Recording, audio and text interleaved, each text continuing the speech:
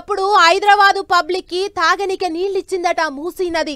అసొంటిది ఇప్పుడు మూసీ నది పక్క పొంటి పోతుంటే ముక్కు మూసుకొని తిరిగే కథ అవుతున్నది. అందుకే షై పాటోళ్ల సర్కార్ వచ్చినాక మూసీ మీద గట్టిగా నజరేషిన్లు.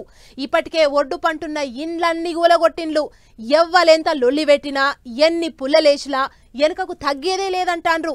ఇగో మూసీని మంచిగా చేసినందుకు పైసలు కూడా విడుదల చేసిరట.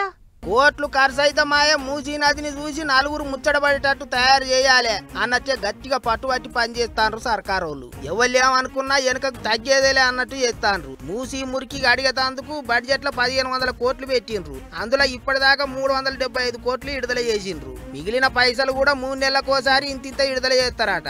ఎట్లయితే గట్లాయే ఇప్పుడు ముక్కులు మూసుకొని తిరుగుతున్న వాళ్ళు రేపు మూసి పక్క పొంటే తిరుగుకుంటా మురిసి ముప్పందుకు కావాలి. సర్కారును మెచ్చుకోవాలి అన్నట్టే పనులు చేయిస్తారు. ఎట్లా ఆనకాలం వరదలతోని మూసీలో ఉన్న గలీజు మొత్తం జర్రనన్న ఇప్పుడు సాబైనింటది. అందుకే పనులు చేసేందుకు ఇదే కరెక్ట్ టైం అని చూస్తారట. ఇప్పటికే మూసీలో 7 కాడికి పేరుకొని పోయిన చెత్త చెదారం అంతా ఎత్తిపోస్తున్నారట. ఇప్పుడు పైసలు కూడా విడుదలైనాయి కాబట్టి పనుల రూవడి ఇంగింత పెరుగుతుంది అన్నట్టు చెప్తుండ్రు. మూసి పక్క పోంచి అందమైన రోడ్లు ఎత్తారట. ఇప్పటికే ఇండ్లు కూలగొట్టిన జాగాలు ఉన్నాయి కదా, గా జాగాలన్నీ అందంగా తీర్చిదిద్దే ఇగురం చేస్తారట. వరద నీళ్లను డ్రైనేజీ నీళ్లను అలగలగి చేసే ఇగురం కూడా చేస్తున్నారట. ఇప్పటిదాకా చేసిన పనులేంటి, ఇక ముందట చేసే పనులేంటి అనేది అన్ని తీర్ల ఆఫీసర్లను అడిగి తెలుసుకున్నారట సర్కారు వాళ్ళు. గా రిపోర్టును బట్టే పైసలు విడుదల చేసిండ్రు అని చెప్తున్నారు.